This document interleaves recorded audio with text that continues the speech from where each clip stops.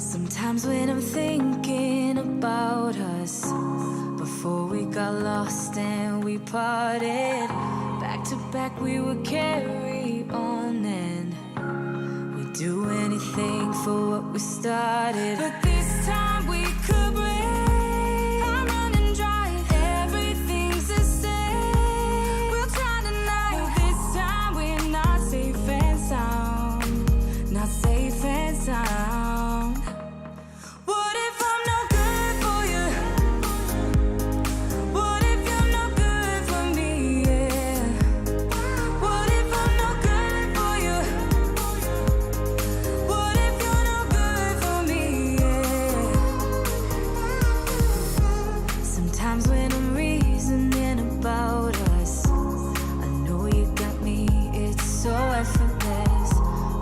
Back we would carry on and we'd do anything for what we started. But this time we could break. I'm running dry, everything's the same. We'll try tonight, but this time we're not safe and sound. Not safe and sound.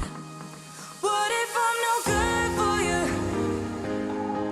What if you're no good for me? Yeah.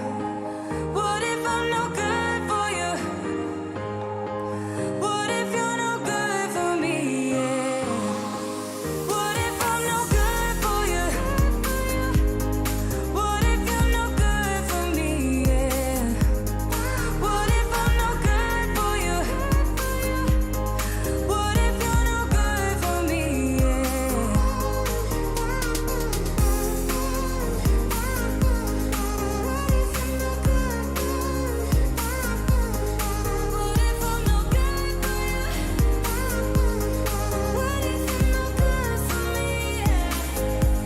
if I'm no good for you? What if you're no good for me? Yeah. What if I'm no good for you? What if you're no good for me? Yeah. What if I'm no good for you? What if you're no good for me? Yeah. What if I'm no good for you? What if you're no good for me?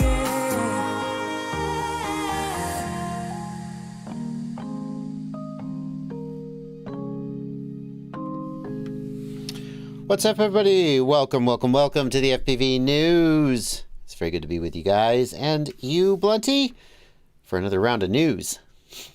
Yeah, how's it going today? How are you doing? Good. I know we have official news that we're going to be getting to, but I have been reading the comments section, and I have to address a piece of news before we get started, and that is that some people are asking about my walk snail rant. Was it fair to? I think it's. Would you call it a rant? You were there. It was good. It's kind of ranty, yeah. It was a little ranty.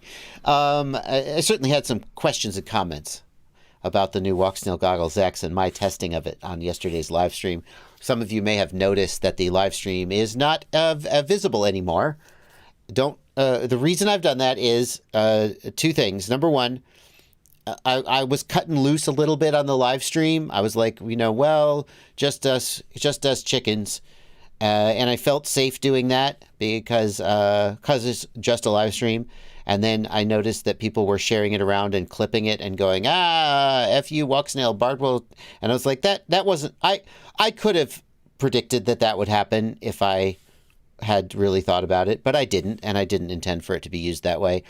And then number two, on the live stream, people said, well, Madstech got different results than you. And I was like, fuck. Because I checked Madstech's review of the Goggles X, and I didn't see him mention this result, although it was a pretty long review. Maybe I missed it. And I was like, So then as soon as I kept ranting, obviously, and as soon as the live stream was over, I messaged Madstech, and I've been talking into him throughout today. And the bottom line is that if Madstech gets different results than me, then I should take more time to figure out why. And I didn't feel good leaving that rant standing and have people saying, aha, cancel your pre-order, Bardwell. I didn't want people putting words in my mouth. So I've edited that live stream to edit out the rant out of a concern not for Walksnail, but for my own integrity. And it will be back live again when that in YouTube finishes processing it. I felt like it was important to address that since people were asking. Also,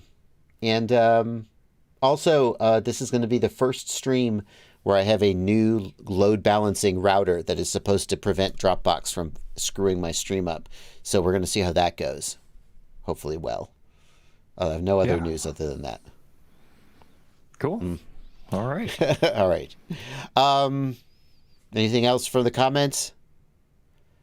That's why you took the live stream down? Yes, Bobby Bags. It'll go back up again once the edit finishes. So, the rear entry clip will live forever. That's true. That will definitely be pulled. Okay. Alrighty. Let's go into the news though, right, Blunty? Yes, absolutely. Let's go into the FPV news as we do every week. And the first story is an unfortunate one. But yeah, we do want to share it with you and let you know what's going on. We have a story. Major League Drone Racing has allegedly left some pilots, mostly unpaid, from the in-person race they did. So we talked a few times about Major League Drone Racing, including when it was announced, when there was some funding done, some of these different situations. Mostly my comments were, I'll speak for myself, what the hell is this? Who the hell are these people? What is going on here? It was just a lot of sputtering confusion. But they had a live race, is what you're telling me, and they had 16 pilots who got paid or were supposed to be paid? That's correct, and some tech staff that was also there. But I do know that definitely there were 16 pilots that I'm aware of. I had multiple pilots reach out to me who wished to remain anonymous, but they did provide some clipped comments that we provided in the link in the show notes that we can show here. There's just some different things I was sent by these pilots confirming that, I've never got payment that was outlined. Another pilot says, reach out to confirm that Richard is not compensated. Richard runs the MLDR as the owner, has not compensated MLDR pilots for the event he had earlier in the year. And we got some more feedback from another pilot which said after news of the event downgrade, the pilots of both teams called Richard into a Zoom call, which I heard about from a couple other people. Richard stated he knew he was upset the pilots. He opted not to tell us, stating he expected a few people to reach out frustrated and which he would deal with it as it came. I was very shocked and surprised to find the entirety of both teams standing together. And then it's kind of been going back and forth from that. What's a downgrade? Does that mean we're downgrading you from an event you get paid for to an event you don't get paid for? Yes, correct. Blunty, every you and I work together, and you get paid for that work. I want to let you know I'm downgrading you.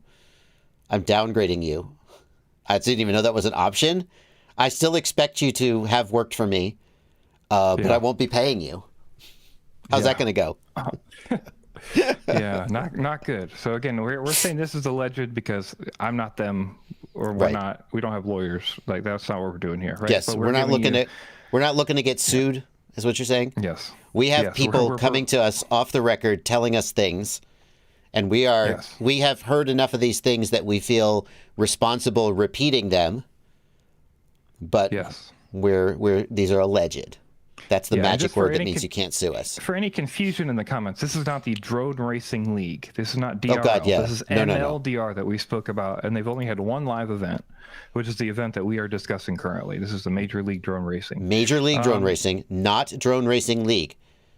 Different things. Correct. Drone Racing League.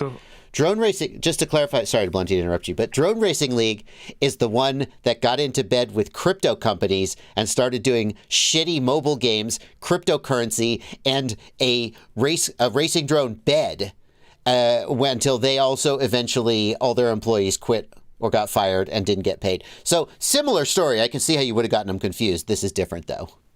Yes, that's correct. Now we're definitely getting sued. Laid off a large amount of their staff. So, but back to MLDR. If we scroll down a little bit further in this link we've provided here for you, we have statements from Richard that we've been given from Discord that we can see. Richard's, you might say, hey, did this actually happen? Right? And again, we don't have any documentation, but we do have more evidence in the form of Discord communication with other pilots and Richard. And this does appear to be legitimate, so we can at least share what seems to be his message. Basically, we see a pilot communicating with Richard saying, hey, we were hoping to be paid. This was in May, right? It's now, this message is going out in October, looking for payment. And Richard responds, hey, your questions are appropriate and necessary. Once again, you're correct about communication. Paying pilots is my number one priority. And he says, I think this is a really terrible line. He says, paying the pilots is my number one priority because it's currently the worst thing hovering over MLDR and me, and is the biggest L for the company and everyone involved. Yeah. Like, yeah. Like, of course. Yeah, not being able to pay your employees is kind of a big deal. Especially in a private Discord chat to these people, like that you didn't pay. Like, that's a weird statement to make to me. But essentially, he goes on to say, like, hey, we can't pay you. I'm trying to pay you. We're getting funding together as soon as we can. I love how he says the main issue, he allegedly says, the main issue is that MLDR in the past was not generating cash flow. That's like a Mitch Hedberg joke. It did. Right. It used to not generate cash flow. It also still doesn't, but it used to. Yes. Correct. Love that joke. He reminds everybody he's not getting paid from this. Like, again. Oh, blah, blah, blah. Blah, blah, blah, blah, blah. I'm the CEO and I only take a $1 paycheck and I didn't even get that. Shut up. No sympathy for CEOs who don't get paid. It can be very difficult to raise capital. Yeah. And to me, this is all a problem because not only did you promise this money, but like, why would you promise money you didn't even have to pay for the purses, right? Like, I don't know. This is just a lot of mistakes here, allegedly. A lot of mistakes here that were made. I mean, now I will enter the realm of pure speculation, as I do, and wonder if he was planning on selling so many tickets for the first race that would give him enough money to pay the purses. And then the event, we have a comment here that says that it wasn't. Zippy says they didn't market the race enough locally. There was hardly anyone there. I wonder if the sales of tickets were so low, there's kind of like a pyramid scheme in a way, in that he was trying to raise enough money to pay the pilots from the door. Right. Yeah, I think obviously okay, here's what I'll say. If that's the case, then that's what you write in the contract for the pilots. That you get a percent of the door, or you get a payout to X making value. excuses. I just want to clarify that, like, anywhere you do that, like if you're a DJ and you work at a bar, and you get maybe like a percent out of the bar, right? Like at night, you're going to get paid 10%, and the house gets whatever percent, and So like. There's ways to do this that would make it work in all situations. But if you definitely want to. You have to be honest about it, and if like, again, speaking personally, if I was to come to you one month and say, hey, Blunty, look, I've had a situation, I can't pay you this month, I'm sorry, I'm going to make it right. We have a long history. We could probably, as two individuals, make that work. But if you just come and say, I'm starting a new league and I need 16 pilots to come race for me and I'll pay you. You don't, like, that's just irresponsible to then go, it turns out I don't have any money. Sorry, guys, I'm doing my best. Like, you're not going to get a lot of sympathy from me on that. Right. Yeah. So I think, again, this is concerning. From what we can tell, allegedly these pilots have not been paid for the event that they attended and were contracted to do. The other thing I think we should point out, if we visit their website and scroll down, we can see that they have another live event already scheduled for this upcoming year. And if you scroll down, they're promising to have a live event on March 16th, 2024. So to me, it is confusing to have the idea that, like, I can't even pay the pilots for the event we've already had, but I've planned an event that will cost surely more than I owe the pilots to have. Yeah. Right? You can't spend more money on an event, although who knows? I mean, if you're doing one event in May and one event in March, that's not exactly a freaking league, right? Sure. You're doing one event, one game a year, right? Yeah. Give me a break. I mean, his goal obviously is to do more, but that clearly has not happened. So. Well, because he doesn't have any damn money. Clearly, yes. He should start a crypto coin and a mobile app. Where you could, and here's the real genius, Blunty. In the mobile app, you can gamble the crypto coin. Also, we do want to say real quick that we did reach out to him. I sent an email Friday to try to get contact from Richard directly, and he did not reply to that email by the time we went live with the show. So, wow, that's really responsible of you. Almost journalistic. yes, I attempted. Cool. All right. Well, we just wanted to I don't think of us as like shit stirrers, but when a whole bunch of FPV pilots say we got effed over by this guy or this company, and that company is trying to build themselves up in the world of FPV, I think it's responsible for us to put that out there. And we feel like there's enough evidence. There's enough people saying a consistent story and evidence such as it is that we thought it was responsible to report it. I will also say that if they're having an event in March, they're ostensibly telling pilots that they can pay them on Teams. So I feel like it's good for people to understand that if you're doing this, the people from the previous teams have not been paid in full to their contract yet. Blunty, I wish there was a way. Well, I don't know how to proceed, because you're right. The protecting people who might work with MLDR and get screwed in the future is a good outcome. I wish that there was a way that people who were in that situation could get more information or find out more facts. But I guess there really isn't, given that the people who are saying these things want to remain anonymous. Yeah, I think the way to get more information is go talk to MLDR and say, look, I just saw this, and these people aren't getting paid, and I'm worried that I'm not going to get paid. So, provide me evidence that you've paid these other pilots before I participate in your events. Or at the very... One of the pilots who contacted me said that they don't cover travel expenses. They didn't cover expenses for those pilots. So he paid out of his pocket and did not receive any reimbursement in the fact of competing in the event. I'm sorry. So, I mean, I feel like I feel a little bit victim blamey here in saying this, but like personally, if you say Bardwell, I'm going to pay you to appear at this event. Oh, cool. Yeah, I'll be there. Here's my rate. Okay. Well, you have to buy your own plane ticket. Immediately, isn't that a flag? Sure. Like that sounds like a flag to me. Yeah. Here's what I'll say though. I mean, it sucks for the people who took that risk and got screwed. They're victims, but going forward. But you're you. So you have to think, this is 16 pilots, right? If you're a starting comedian, you work for free. Or sometimes you get paid to drive 300 miles and you get paid $10 to do it, right? To do an open mic.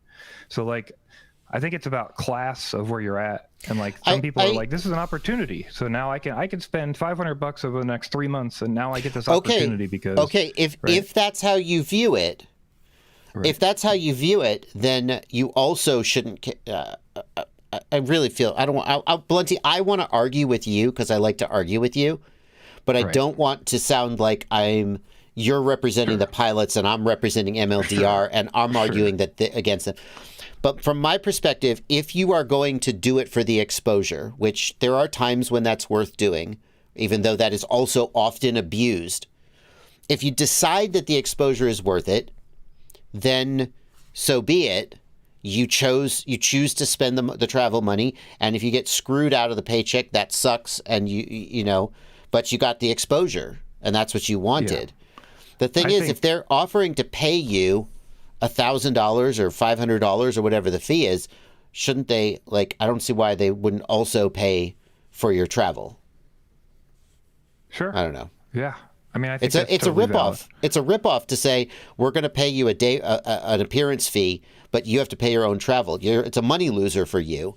And so basically, what you're saying is, please lose money to come make me money. And at that point, I don't care. You have to be a goddamn lot of exposure for that to be a rational decision to make. And it's very sus. It's very sus. Sure, I don't think that's just true for people in my position. I guess what I'm trying to say is I think that anybody out there, if you are a tiny YouTuber who's trying to make it, if you're a drone racer who wants to make it, and someone says, I promise to pay you, but you have to pay your own travel, I think that's a yellow flag. If they only want local pilots who can just drive in and show up, and they're like, sorry, we're not paying travel, maybe, but anyway. Hopefully that's educational for people who are in that situation, because I don't think that's that rare for new pilots or upcoming pilots to enter those kind of situations where somebody is asking you for work without pay. I mean, I've certainly run into that many times in different fields, right? But we could spend half the live stream arguing about this and make it. I think that almost all of the time when someone asks you to work without pay, they're taking advantage of you and abusing your lack of bargaining power. It's not always the case, but it's anytime I go to somebody and I say, I would like you to perform a service for me, many times they would do it for free if I asked them to. And I'm like, that's abusive. I'm the one with power in this relationship. I have 300,000 subscribers. I have a Patreon. I have affiliate links and ad revenue. I have money coming in.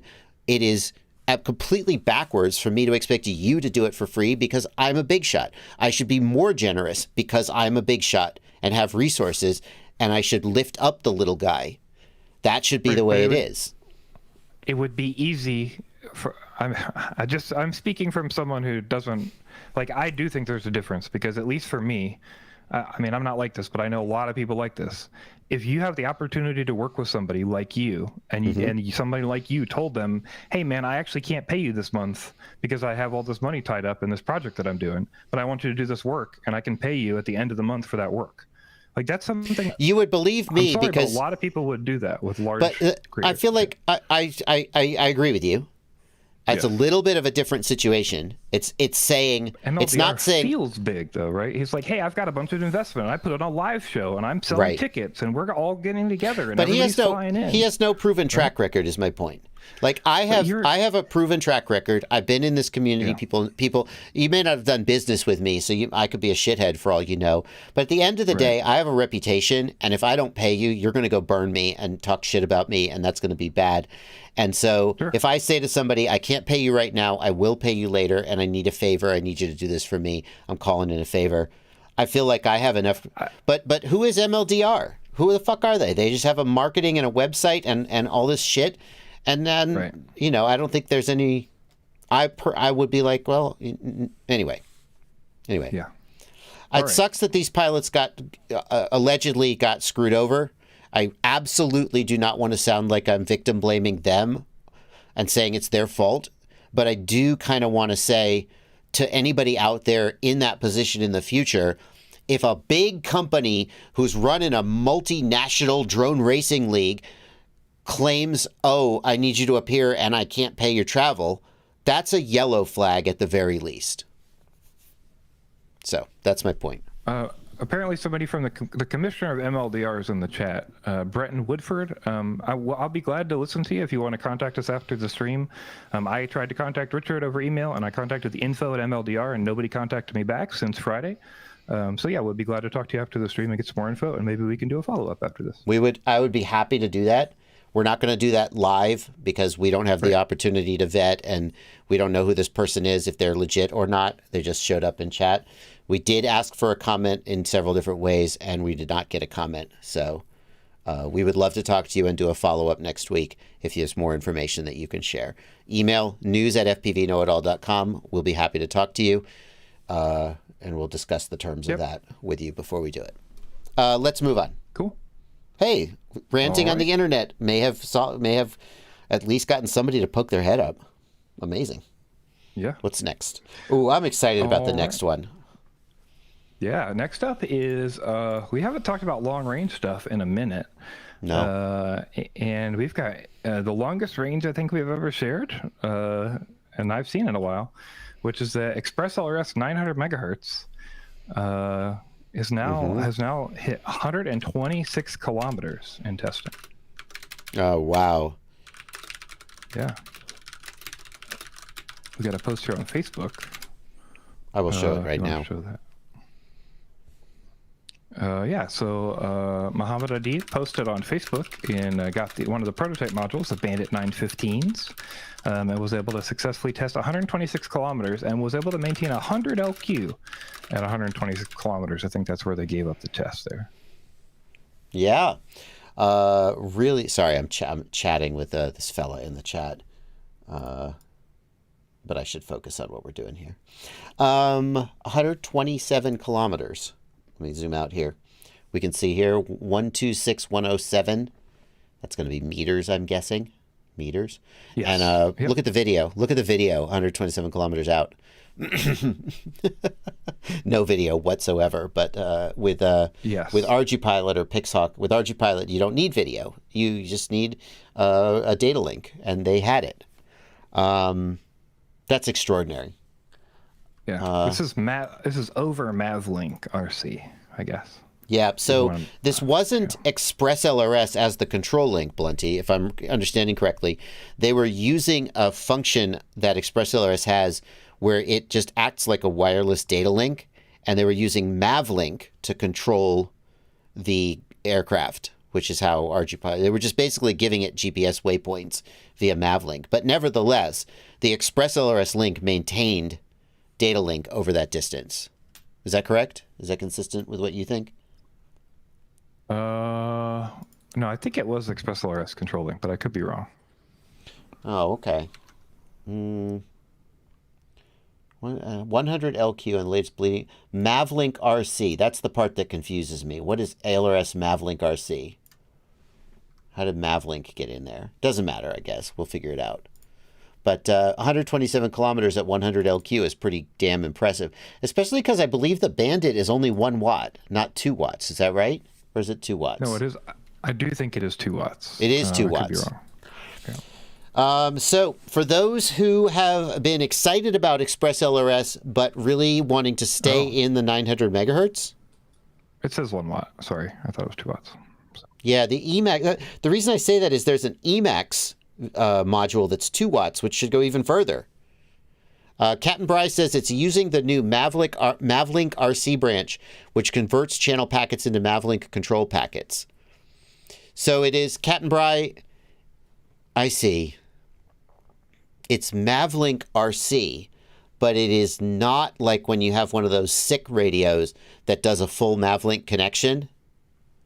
Is it more or less bandwidth than a normal RX link? That's what I'm trying to figure out. That's the question we want to know. That's what we're asking. Captain what is the Bry, equivalent refresh rate for like a packet or something, right? If I was using ExpressLRS at 25 hertz, could I go 126 kilometers, Captain Bry? That's all I want to know.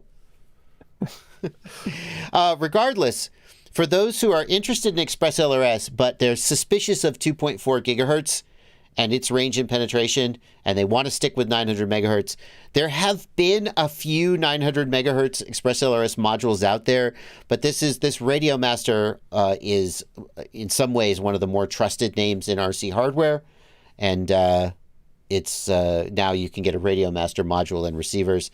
Captain Bryce says it's still ELRS on the air, same bandwidth, actually less bandwidth. I don't know. Does that mean you would go further? He's converting it to MavLink control packets. There's details here that we don't know and haven't researched. We need to do a news article about ELRS MavLink, and then we can update people in the meantime. Yeah. So, is this the death of Crossfire? Because I didn't say that. There were people... who is it? Was it a YouTuber who said that? I think it was a YouTuber who said, Crossfire is dead. Is this the death of Crossfire, Blunty? And not any more than it was already. Damn right. I agree 100%. I don't understand, like, why. This doesn't change anything. There's no difference here, right? Like, we've had ELRS 900 for a while, so. That's true. Yeah. My theory is that 99.99% of people who fly Crossfire or ELRS are not pushing the actual boundaries of those links. So you fly Crossfire because it's a solid control link, and it was the cutting edge and the de facto standard for a long time, but you only go 3 or 5 kilometers at most, maybe not even that far. So then you switch to ExpressLRS and it'll still go that far. There are rare people who actually go far enough to really need this.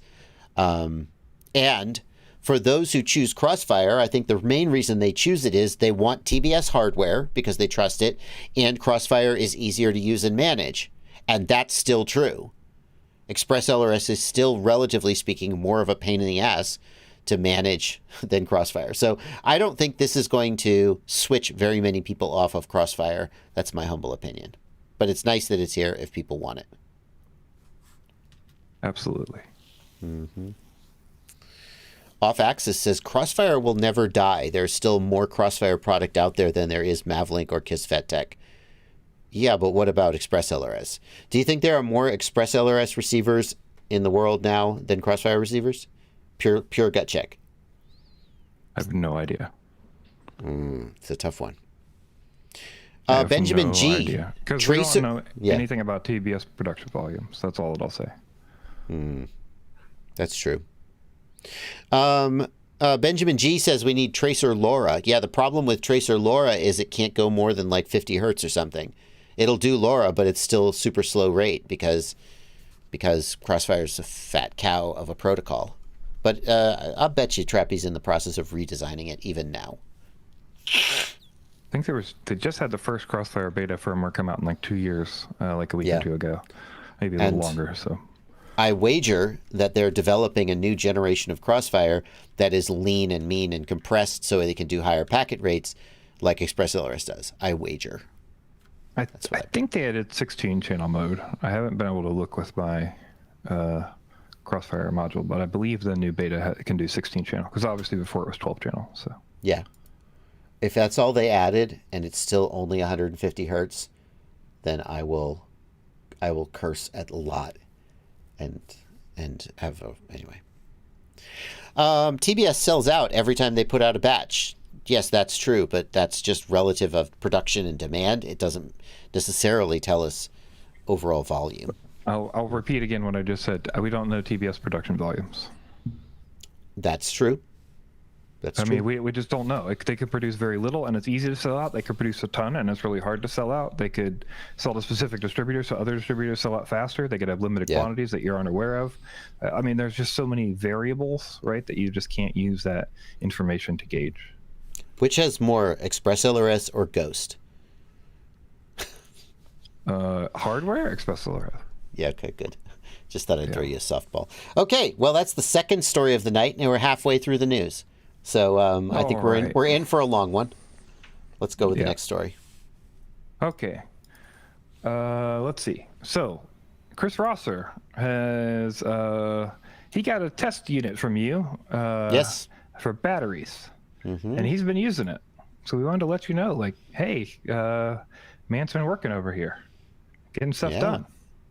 So he's tested both 1S batteries and 5-inch batteries. He's on his first round of each.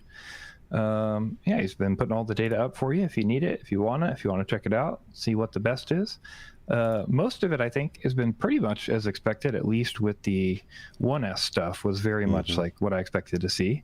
You know, basically, if they were rated for whatever milliamp hour, they delivered around that much power, total energy.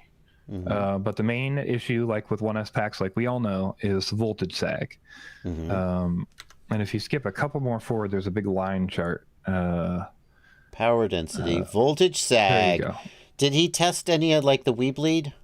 Where's the WeBleed? Tattoo, 300 milliamp hour. The good ones, square like cells. Here we go. Nitro gold. Are square, and like the Tattoo R line are squares. He didn't test the WeBleeds? I mean, they're the same ones. I guess it doesn't matter, but still, I would love to see WeBleed represented here.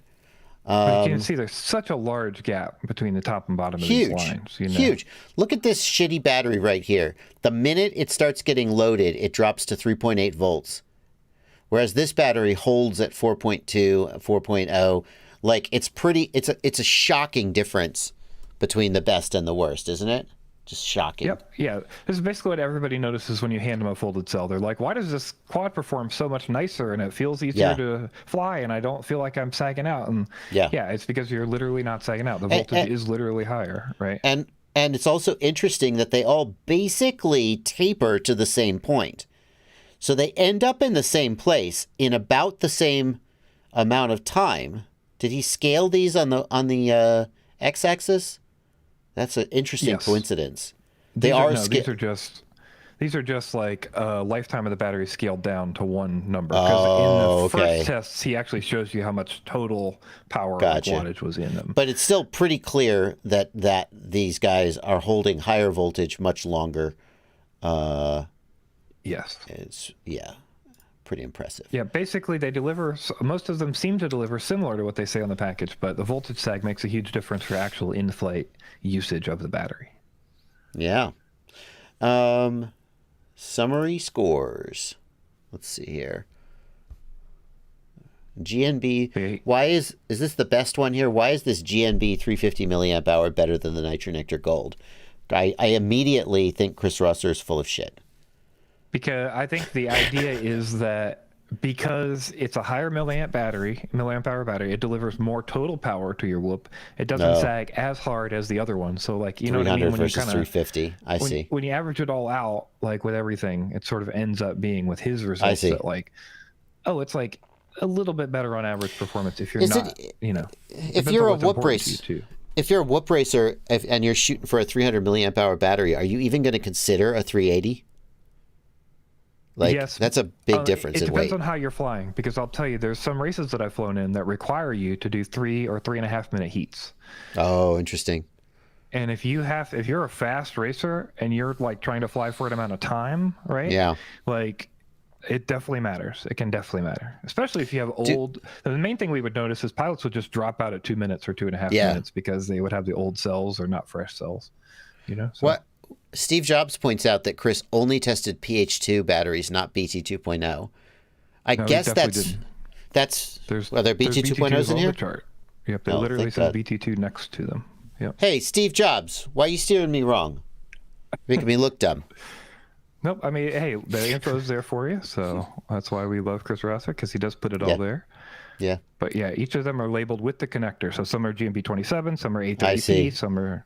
There's no doubt that a BT 2.0 is better, but I think what we're seeing here was a BT2 battery.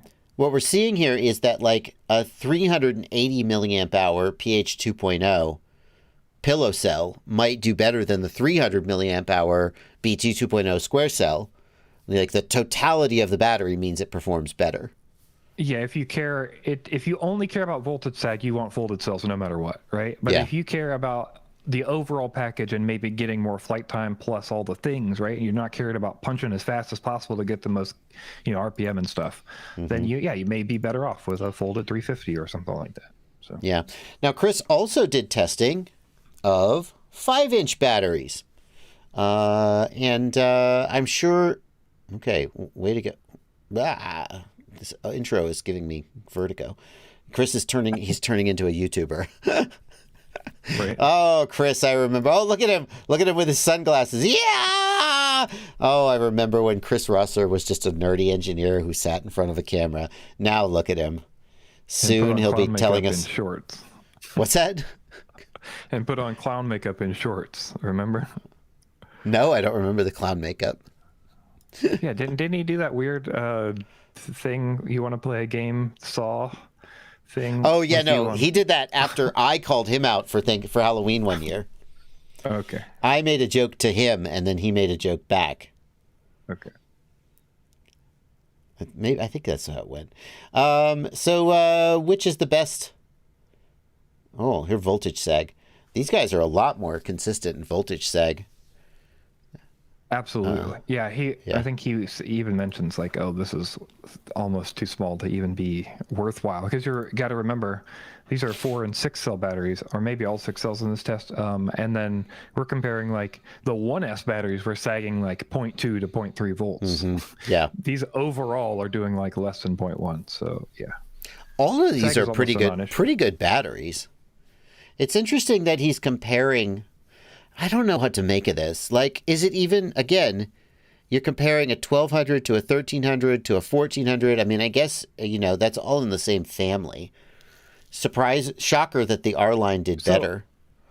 So I'll say this part is that I think part of the idea would be that a larger milliamp hour cell will, I guess there's no weight value here, but there is an energy density, right? So he's basically saying like, if I count density, right, and then if sag is a factor of milliamp hours plus all the other things, then like if you combine them all together, like I understand totally the idea he's going for, right? Because he's rating power density, so he's trying to account for that size and say like based by going on with the density, right? Like you're getting these advantages. So Yeah. Like any pilot might have a single rule that's more important for them. So like if weight matters more for you, right? Or flight time. SAG or flight, like all these things might matter more for you, and so you're not going to go with that end result the same. Yeah. Okay. Well, Tattoo R-Line definitely justifying its higher price in Chris's testing. I've never even heard of the FPV, and this Dogcom MCK I have heard of, and I wondered if it was just Min-Chan Kim putting his name on something, but it also seems to be a pretty highly performing battery. So good to have this information out there. Yeah, some more things I think hopefully in the future we'll see is just cycle testing, maybe some different ways to rate the batteries. So I know some people in the comments were like, hey, I love the tattoos, but I noticed that when I run them really hard over and over, they're gone the first out of all the others. And maybe that's just I've heard people say that they're fragile. Yeah. Yeah. So it'll be interesting to see that stuff. But we do appreciate him getting this data out for us, for sure. Yeah. All right. Well, next up, we have a new release of Rotor Hazard. The I was going to say the premiere. I don't know what to say about Rotor Hazard. Is Rotor Hazard the only open source lap timing and event management system today? There must be another one. Only one, but the only widely used one, maybe. Yeah, because I don't think Lifetime is open source, right? Lifetime is not, and Lifetime is. I think it's paid. I'm pretty sure you have to pay for it. I could be wrong about that. Yeah. Rotor Hazard, though, if you're just a dude wanting to run races and time races, I think it's safe to say Rotor Hazard is probably going to be high on the list of software you consider running. And there's a new version of Rotor Hazard out. What does it bring us, Blunty? Yeah, so some different things. Auto seating, auto frequency management might be useful for you. If you're doing the heats and stuff, it can make it a lot easier for you. Generate heats automatically for you. I think a big one for people is going to be extended plugin reach. So basically they've expanded the plugins for the system, and now there's an API. So anybody who wants to go in and make plugins can go do that. And they have a plugin hub. If you click see plugins there, you can see in other words, if you want to extend Rotor Hazard, you don't have to just modify the source code and submit a pull request. You can write a plugin, develop it yourself, and just pop it in there. That's fantastic. Correct. Yeah, and I think it's a lot more approachable, at least from the person who messaged me and explained that they were working on it. And it's there's Python. Documentation. Yeah, there's a whole documentation here to go through it and knock it out if you wanted to do that. And then, one of the ones we wanted to mention today, so we got a second link in the show notes for available plugins if you wanted to see what's available. Right now, there's some different things for OSD control, class rankings, utilities for like OBS links to timer setups. There's already quite a bit of stuff there. But one of the ones the guy sent us to talk about here is Rotorhazard Cloudlink. And he's made this tool that basically lets you communicate any of the race information to a website, so that you can easily communicate race data to anyone at your race without having to worry about it, essentially. So you just do all the normal stuff you would do in Rotor Hazard, and based on this plugin, it'll dump it all to a website, so your racers don't have to ever be wondering or confused or what heat am I in or what did I place. It's all there for you. I think this is something that Lifetime does. We at Knoxville, when we run races, we use Lifetime. I don't know why that is. The guys who run races just like to use Lifetime. And there's a website we can go to, maybe it's in the multi-GP, I don't remember, where we can see the results of the heats. I don't know if it does upcoming heats, though. It feels similar. Yeah, so previously, when I've done this before, it's been through Hydra. There's an app called Hydra that a lot of the whoop races at least use. I'm not sure about bigger races, but every whoop race I've been a part of that's been any kind of large, it's had the Hydra set up, so you can at least bet on races and things like that in the Hydra app. But yeah, this is basically an opportunity to do that through no extra work, essentially. That's kind of the idea behind it. So here's an example. You can see an example. Yeah, exactly. Of all the qualifiers pre-set up for you, and then you can see what channel you need to be on when you're racing, and then there's a results tab there too, because that race is over, so we can see the results of that race. And as Chris B points out, racers are still going to wander up to the race director and go, "What's the next heat? Am I up yet? Is my heat up next? What channel am I on?" This is you could take a TV and turn it around and then put this website on that TV, and then you go point to. That's good. Look at that. Yeah. Just shut up. Yeah, that's Yeah. good. Captain Bribe says, I'm pretty sure MultiGP requires that races use live time. Certainly for qualifiers and for stuff. For global qualifier, I think you have to use live time currently. But I've heard people are in the works to try to get that fixed, like, because obviously that doesn't make any sense, right? Like, but yeah. Rotor Hazard is like, it's on par. Like, I don't know. Why should it matter? It shouldn't matter. Right. That's what I'm saying. Well, the accuracy of the results. Report time. The thing is, you can well, that's, I don't know. I mean, the argument is many times in real life. Like, you could have plenty of fake times in live time. I just like, so I agree. You're not wrong. I'm the race director. It's my responsibility. You're telling me I'm a chapter leader. I should have the responsibility to do that. But you're not we wrong. could get in that argument. Yeah. I feel like Rotor Hazard is certainly on par with live time in terms, and you can use a Rotor Hazard timer as a timing device for live time, is my understanding. You don't have to use the Rotor Hazard software. Rotor Hazard is two components. Yes. There's the timers, and then there's the event management front end, and those two things are separate. And you could take a Rotor Hazard timer and feed it into live time as a timing source. And so what is it about live time that makes it so special that MultiGP says you can only use it for qualifying events? I don't know. Probably money. Yeah. Anyway, very, very cool. I actually, I don't know where it is. It's like behind me on the floor. You can't see it. I bought from, I think the guy's called Nuclear Hazard. He makes, hang on, I'll show it on stream. So the guy is, oh, that's probably bad. Don't need to be throwing those around. Ah! Well, that's why they're broken now. Nuclear Hazard is the guy. He's on Etsy, and he makes and sells this. This is a Rotor Hazard board, all ready to go. You just slap a Raspberry Pi on it, and these little doohickeys, which I am throwing around the room. He'll also sell you these RX 5808 modules, pre-soldered. They just plug in, just like this. And it's in my opinion, I was going to build a Rotor Hazard timer, and it looked like a giant pain in the ass, but I was like, oh yeah, I'll do it. And then I found out he's selling it. It's cheaper just to buy it from him pre-made than it is to buy the parts and do it yourself in some cases. And I'm going to make a video about it. I'm super excited. So now I have to put new software on it. Anyway. Okay. Next up. Okay. What do we got? Next up, in conjunction with that, we wanted to let you know about an event that happened that used that RH Cloudlink, and that's the race we were looking at. Actually, was this the MDL, which was the Malaysia Drone League. We shared some information about their qualifiers earlier this year, and they finished. They got their Series 3 completed, and we wanted to, give them a shout out and say good job. They had, I believe he said 40% of the people who participated were new pilots. Wow. Which is pretty cool. This is a lot of pilots.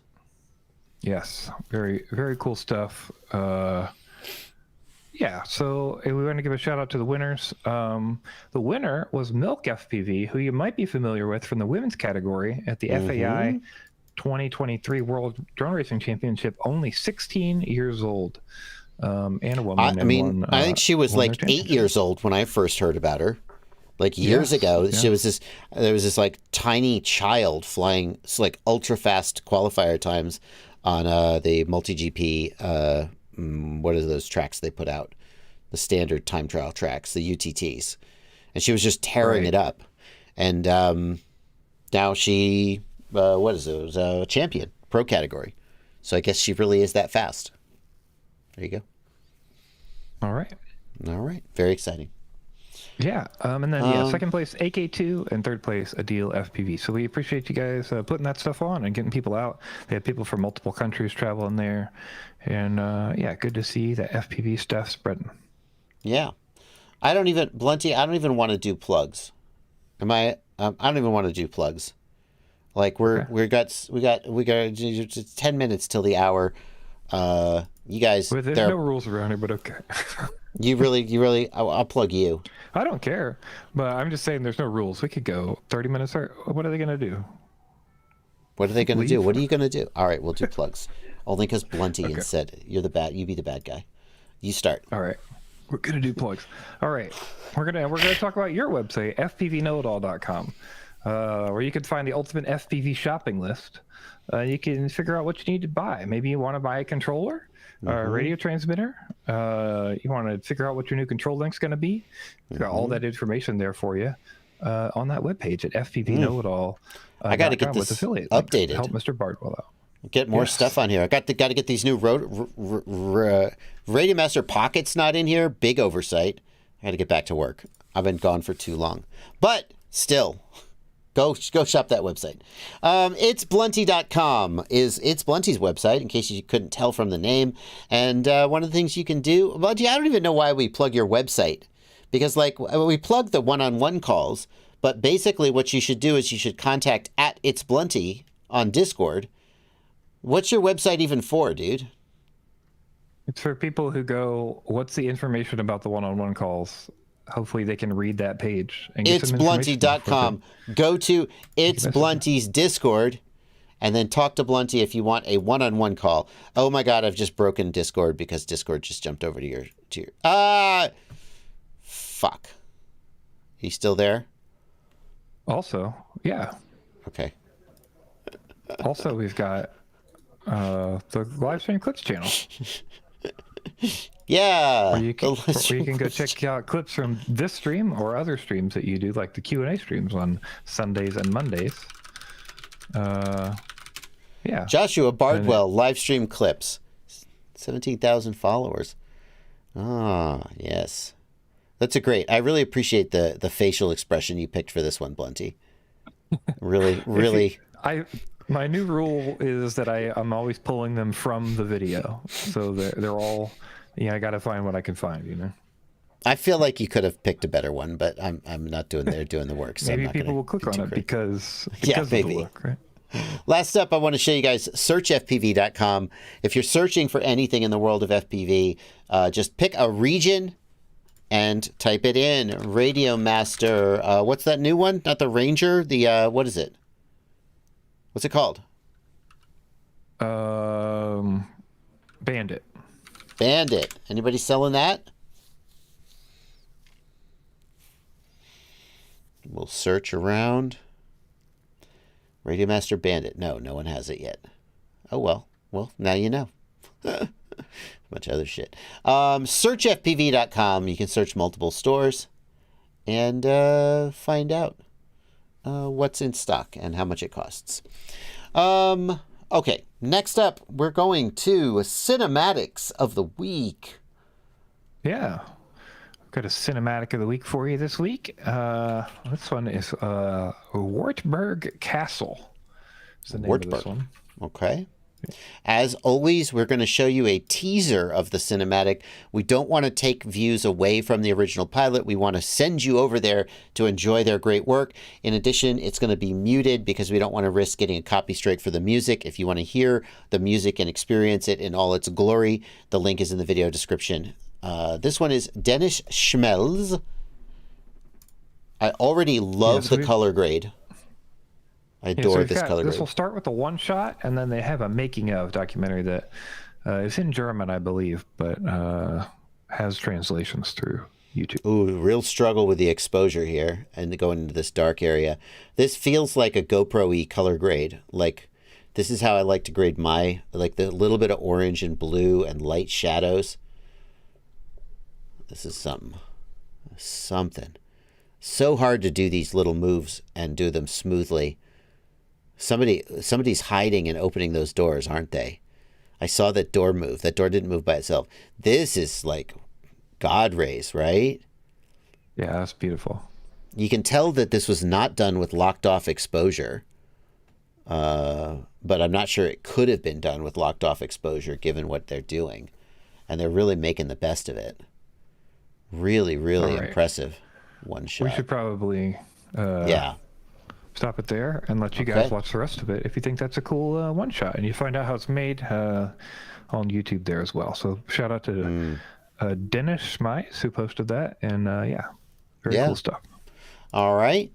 Next up, we have a community spotlight. Yes.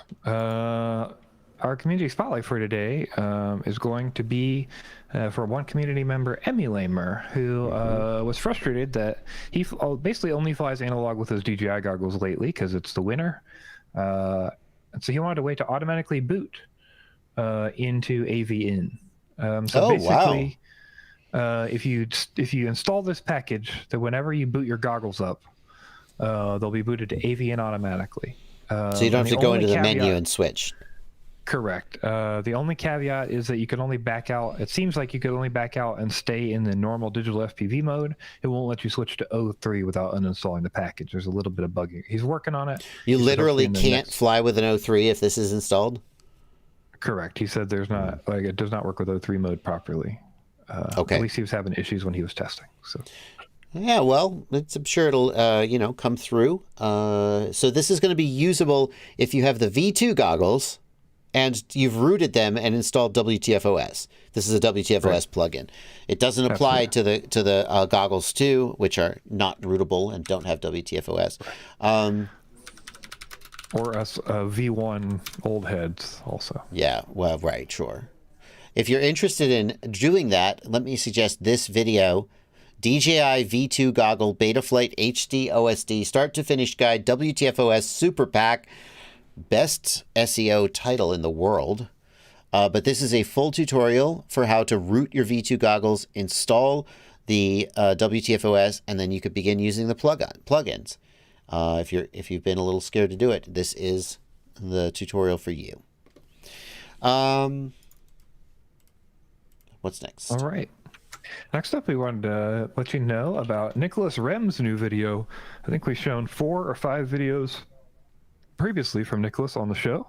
And the next one is an unfolding quadcopter he's built, which sounds a little weird to say, but if you know Nicholas Rehm, you know he's doing all these kind of crazy stuff. Here he's got a VTOL tail sitter that he's been working on, definitely doing some different configuration with it. And then he was also working with a quad tail sitter. And yeah, he was just trying to get inventive and see what else he could come up with and make that might fix some of the issues. Because obviously the issue with the tail sitter is you've got a big old wind sock, essentially, right? From the tail sitter. I think I might... I wonder if I was sent this quadcopter and test flew it. This looks familiar to me.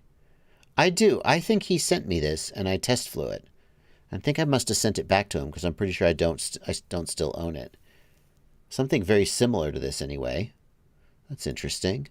That's ringing a bell. I think we've seen a couple quad tail sitters like that. But yeah, so basically he built this folding design that essentially starts as a quadcopter, takes off, and then when it wants to go into forward flight, can convert. It can fold the arms out and then fly in more of a wing formation with those 4 motors. So we're going to get to see this, right? Yes. Where does it convert? I want to see it convert. Here's the ad for PC. A few different times. Forward flight game plan.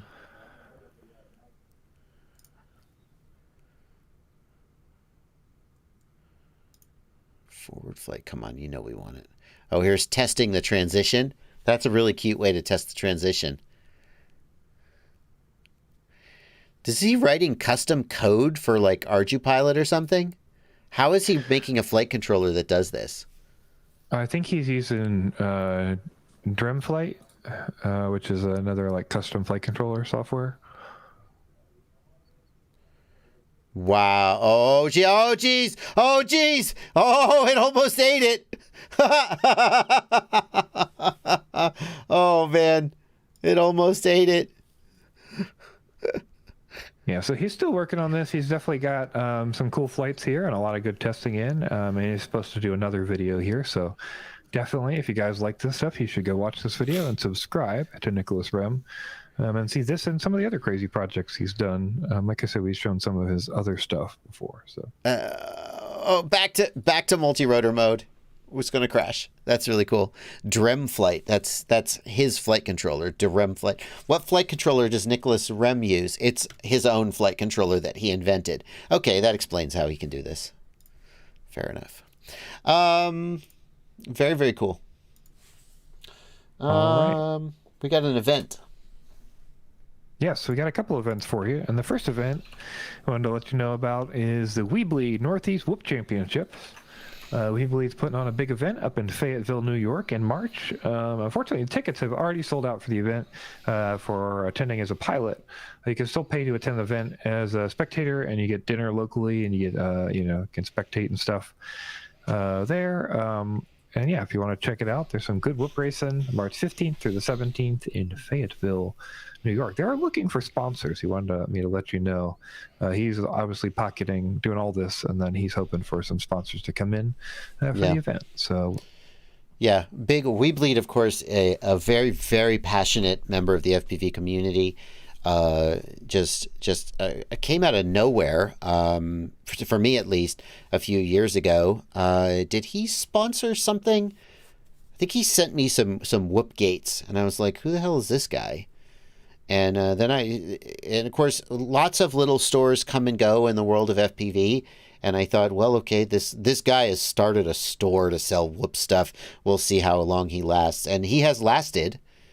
And is like in the world of whoop racing is one of just the go-to vendors, and now is branching out to doing more good things for the community than just selling products with this event. This is going to be a huge amount of work, and it will probably lose him money, just historically, and he knows that, I'm sure, and is doing it anyway. So kudos to him. And everyone putting it on, and it's surely going to be a great time. I feel confident it's going to be a great time. Absolutely. Yeah. That's why everyone is posting red blood drops in my chat, which I'm not entirely a fan of, but they're cheering for WeBleed FPV. WeBleed. All right. Anyway, what else we got? There's one other event we want to let you know about. Dutch Drone Racing is putting on the Santa Fun Run December the 9th, so not too long from now. They're putting on, the Santa Fun Run in Nijmegen. I don't know how to say that place. I certainly also don't know how to say it. Okay. In one of those cities over there that we can't pronounce well, but details are present here for you. That's on the 9th of December, that evening, it looks like, and 1 to 2S ducted and 24 pilot series. So pretty cool stuff. Go check them out if you're looking to race with them. Yeah.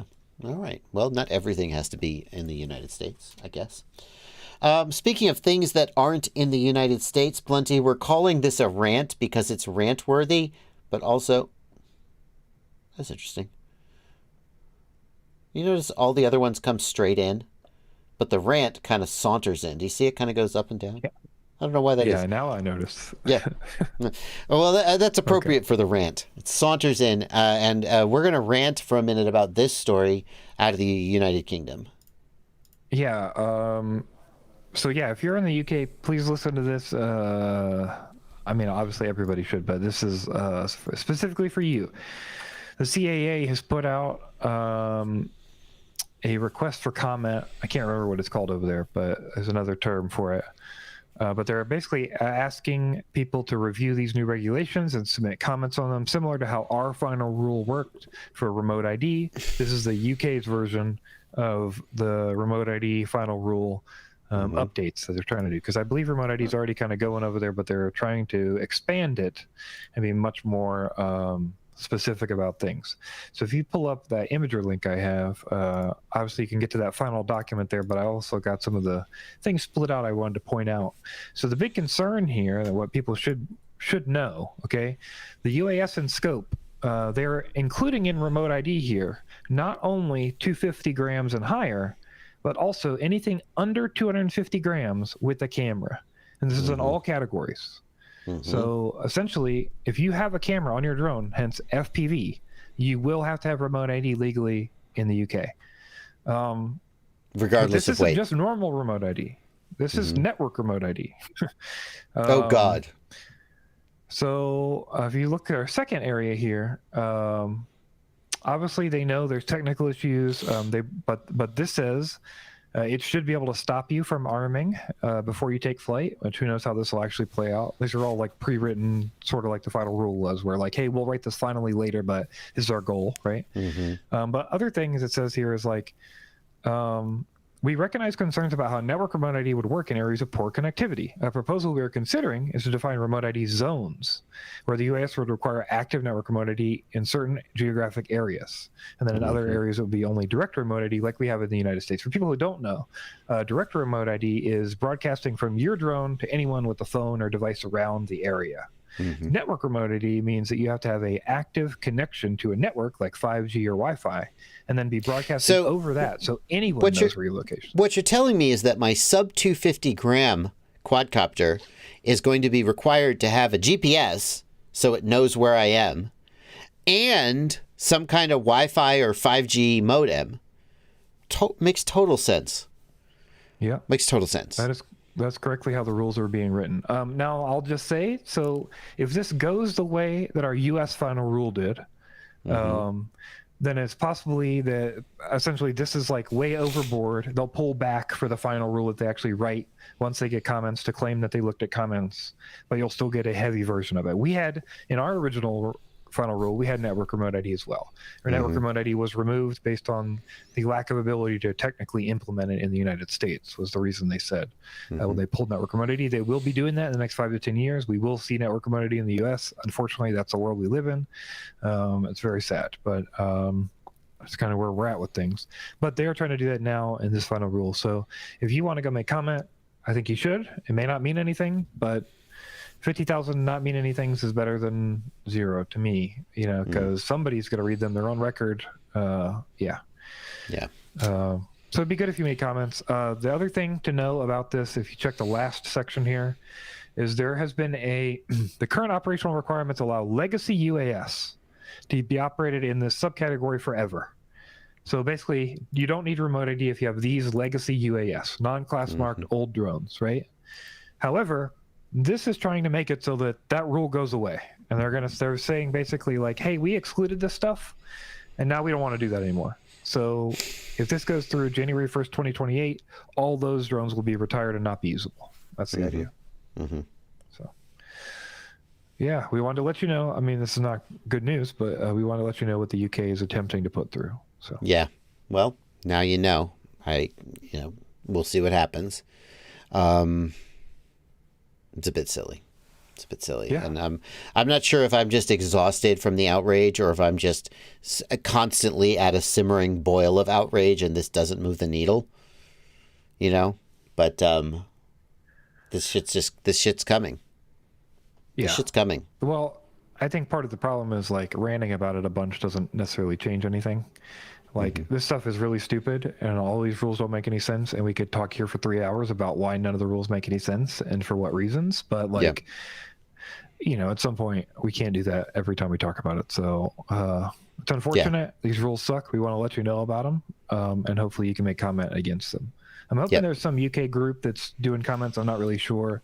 Maybe Pilot Institute or somebody over there. I'm shocked at the network remote ID because there are so many concerns about privacy protections in, I was going to say Europe. I guess the UK is still part of Europe, but not the European Union. There are so many concerns about privacy protections and so on in ways that the United States we don't have. And for them to say, we're just going to create this giant database of all your data seems out of character. I don't have any actual basis for this. My understanding of how the rules work over there, like these things, to me, this is being pitched as any drone with a camera that could be spying on you, we're going to stop with this rule. So you see what I'm saying? So there's more requirements on the people using the drones, but to the general public it looks better because we're saying you're being protected now from these cameras that are in the sky and trying to... I see. They're protecting the privacy of the people at the expense of the pilots. Yes, that's how I think it's fun. That's what it seems like to me. Well, and the fact that, anyway. Okay. No more tiny whoops in the UK. Certainly not legally. There you go. Yeah, indoors, remember, nobody restricts indoors, but yes, I agree. Yeah, give it a chance. Okay, well, we're going to finish up. First we're going to do our super chats. We do have one super chat. It's from AIRX, and thank you for a $10 super chat and a wrecked sticker. That's it. That's all the super chats. We've got a few It's Barely News. Yeah, we'll blast through these pretty quick as fast as we can with It's Barely News, as these are stories which we don't have a lot to tell you about. We just want to let you know they happened. The first one is Jetson 1 has been approved to fly over Italy. So there's certification for ultralight eVTOLs in Italy, and Jetson 1 has approved the first one to go all over Italy. So they are well on their way to doing their single-person flying car sort of thing that they're trying to get. Wow, certified. That means that it actually flew with a pilot in it. Yes, and that you are legal to fly them, I think, is the idea. So far, the Jetson 1, whenever I've seen it flying, it's flying at a height of like 6 or 8 feet. And I've wondered whether it's like allowed to fly higher. Obviously, it's capable of flying higher. You can just turn up the throttle. But whether in software, it just is like acting like a hovercraft. But if it's been allowed to fly over Italy, wait a second, all over Italy. I think maybe it was another one we saw, but I remember there was one in like a canyon with forest stuff, but maybe that was a different one that we were looking at. I think it's the same one, but it's always it never feels in the videos like it's flying through the air. It always feels like it's kind of hovercrafting around, and it makes me wonder if in software they're keeping it close to the ground for simplicity's sake. I'd love to see a Jetson 1 like climb to whatever 100 feet and then fly somewhere and descend. Those are not toroidal propellers, Chris B. Those are propeller guards, aren't they? Yeah, they have. He was talking about the prop covers they have when they're set up. They like connect the propellers. Yeah. Those are prop covers. Yeah, not toroidal propellers. Okay, right, next up. Next up, you can make TBS, Crossfire, and Tracer connect to iOS to make your radio do wireless transmission to iOS now. So we want to let you know that. What? Yeah. How do you do that? So basically you need firmware 627 from TBS Agent, and then the Wi-Fi firmware for cloud activation.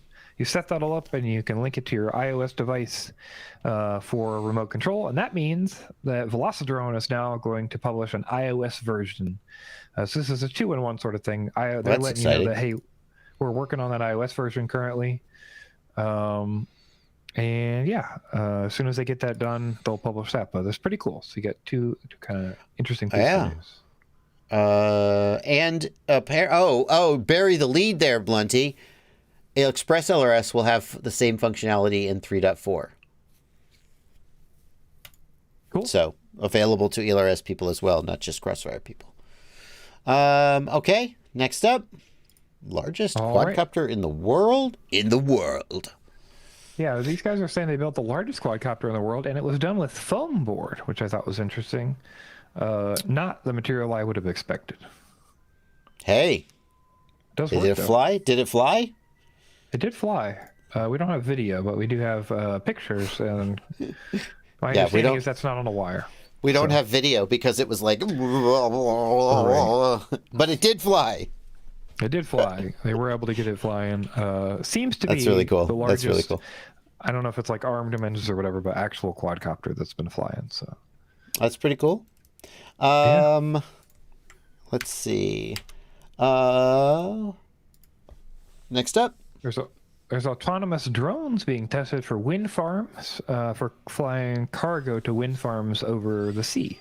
There's a lot of wind farms that are going offshore now, and it becomes kind of dangerous to go out on a ship and then try to climb them and do all these things in the wind and the rain. So they are now testing drones to fly that stuff out of there. Currently, I think they're just doing it from the ship, so they fly the ship, they pilot the ships out there, and then they take off with the drone to deliver the cargo up to the wind farm. Are people like living on the windmills? I'm not sure. I think they might. There might be some extended stay there. I'm not 100% sure, but I think it's just maybe receiving the cargo. Well, I think part of it is just for. Oh, I see what you're saying. Yeah, I'm sure there is a tech or something there, but that tech would have to find a way to get that material there, even if they're doing work on the thing, right? I see. So the tech has like been delivered to the windmill by boat or something. I assume that's the case, and they don't have to find a way to get this bag up there. But yeah, okay. I don't know enough about these, so. Yeah, no one's. I mean, it'd be kind of cool to live out there, I guess. Oh, bye-bye. Oh, no, it fell off. Well, hopefully that wasn't important. Probably how it was meant to be. That's pretty cool. All right. Last but not least, we've got a dog story, which we haven't had in a while. Dogs! Yay, dogs! We love dogs and this here. one is about as heartwarming as you can get. Oh, my goodness. My heart is ready to be warmed. A senior Labrador retriever who disappeared for 3 days is finally at home with her family. And on top of everything else, this 11-year-old lab was blind. And the U.S. was able to locate the dog. So pretty cool stuff. A blind dog has been rescued and brought home. So I'm going to assume that they dangled a sausage from the drone, which the blind dog could smell, and that's how they got the dog to follow the drone home. Because the only thing better than a dog story is a story where a drone gives a dog a sausage. Right. Fair enough. Yeah. We got a couple more super chats before we go. Yay. Henry Moeller, thank you for a $10 super chat. How was the trip? Is there anything you can tell us about it? Yeah, I mean, not the work part of the trip. I can tell you the work part of the trip was incredible, but also long. But then I can also, if I scroll back far enough, geez, how long have I been home? I went to visit Fabio, my editor, and, I can show you. All you have to do is say, "Welcome to Olive Garden. Do you want any Parmesan on that?" I will not say that. Just say when. It's me teasing him over the risotto that he made me. Let's see. There's Fabio and his wife, Maria. Here is Lucerne, Switzerland, the city of Lucerne. And here's a sandwich that he made me with some mortadella and pistachio spread. Very nice. And yeah, so I can show you some of that stuff. This is what city was this? I don't remember the name of the city. Oh well, it's not that important. Yeah, got to see a giant cathedral in Italy. This is in Milan. So yeah, thank you for asking. We have a super chat here from Off Axis. Thank you for $5 Canadian. Anybody know if you can put the HD0 video quality from 540 to 720 and 1080 onto a three-way switch? I don't think that's possible, Off Axis. In theory, it's open source, so you could do that with open source coding, but there's no current mechanism for doing that. And I'm not sure it would be a good idea because you might do it while you were flying and lose video while you're flying. So it wouldn't be good. AIRX, thank you for a $5 super chat. Just got a bonus at work and wasn't there Jelly of the Month Club. Do either of you have YouTube memberships? AIRX, I have a Patreon. I don't do YouTube memberships because I prefer Patreon. I think that I would rather just steer everybody to my Patreon than try and split things with memberships and Patreon. But I don't have a membership. I don't think you do either, right, Blunty? No, I don't make enough videos on YouTube to have memberships. Yeah. I worry that if I did... I actually thought about setting up YouTube memberships, and my Patreon, the way it's structured is you get access to the Discord automatically if you join my Patreon, and that's it. I don't do the thing where, if you give me $5, then I'll give you a kiss on the neck. And if you give me $10, then I'll give you a kiss on the cheek. And where you kind of, structure the rewards. I'm just I make all this content for you. You just decide what you want to pay me, and that's it.